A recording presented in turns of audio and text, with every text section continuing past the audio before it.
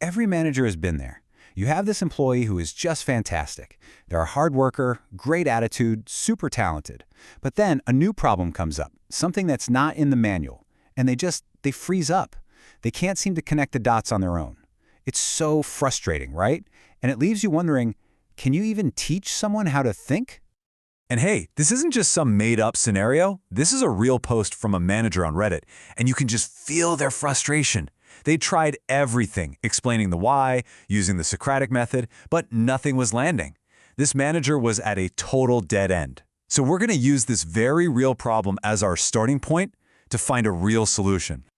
So what's actually going on here? It's really tempting to just think, well, the employee isn't smart enough. But the real problem is usually a gap in their problem-solving process. Just telling someone to think harder is like telling a carpenter to build a house but not giving them a hammer or a saw. It's not a strategy, it's just wishful thinking.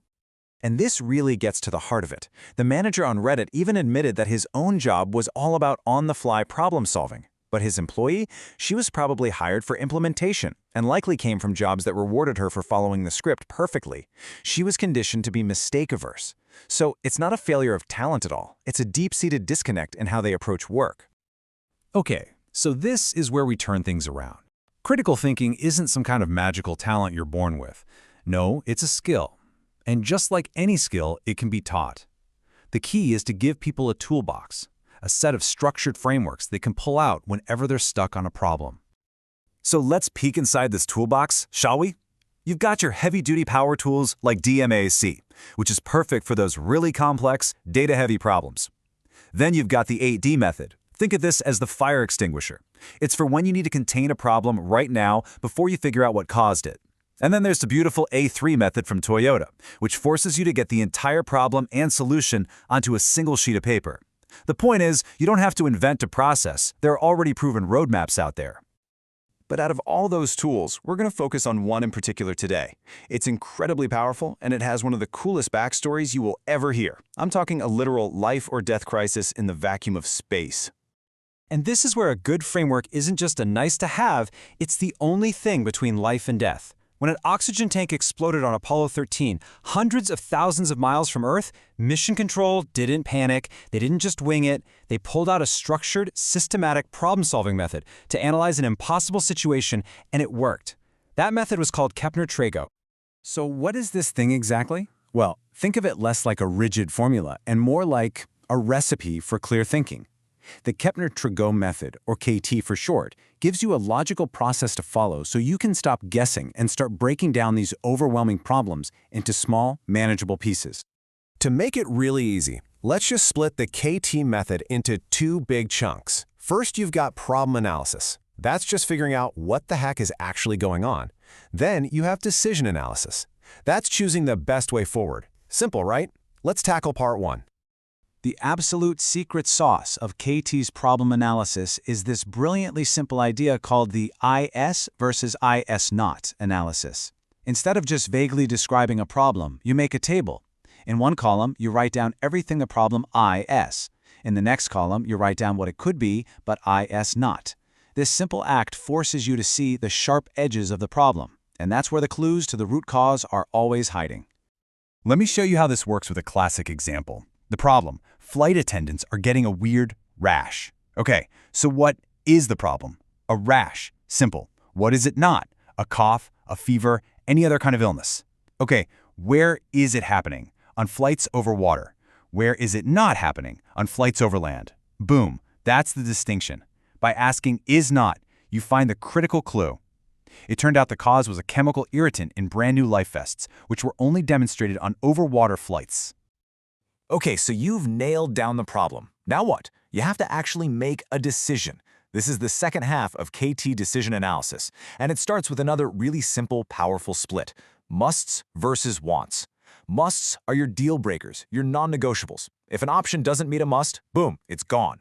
Wants are your nice-to-haves, which you score to see which of the remaining options is the best overall fit. Here's how that plays out. Let's say you're buying a car. A must might be, it has to cost less than $9,000.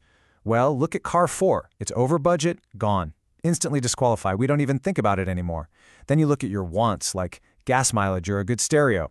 You give each one an important score, rate how well each car delivers, and do the math. It's a totally rational way to make a great choice, instead of just going with your gut feeling.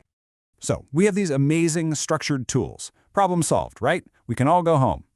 Well, not so fast. Because even with the best framework in the world, there's this hidden saboteur that can derail the entire process. And it doesn't live in a spreadsheet.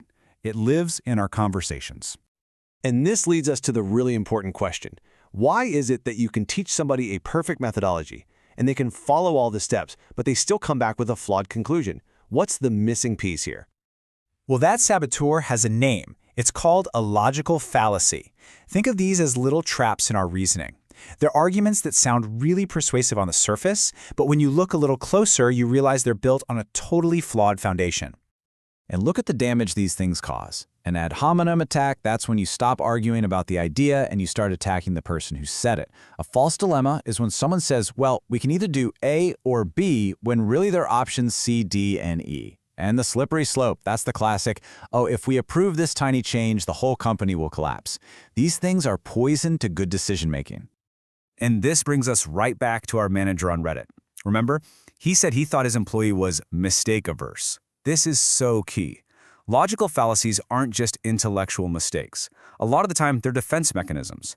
In an environment where people are afraid to be wrong, they'll grab onto a fallacy to protect themselves or to shut down an argument. You simply cannot have critical thinking without psychological safety. So this brings us to the final and honestly the most important part. Teaching critical thinking isn't just about handing someone a worksheet. It's about building an entire culture, a whole environment where that kind of thinking can actually survive and even thrive. So here it is, the complete game plan. Number 1, give them the framework, a roadmap to follow. Number 2, make it safe to fail. Seriously, let everyone know it's okay to make mistakes. That is how we learn. 3, you have to model it yourself. Talk through your own thinking out loud. 4, and this one is huge, grant them authority, not just responsibility. Let them actually make the call. And finally, 5, listen for those fallacies and gently guide the conversation back to solid ground. Ultimately, when you boil it all down, it comes to this. A framework is a great start, but it is not enough. You can't just install a new process and expect a different result. You have to build an environment of trust and empowerment. So the real question to ask yourself isn't just, how do I teach this? But how do I build a culture where thinking is the most valuable skill of all?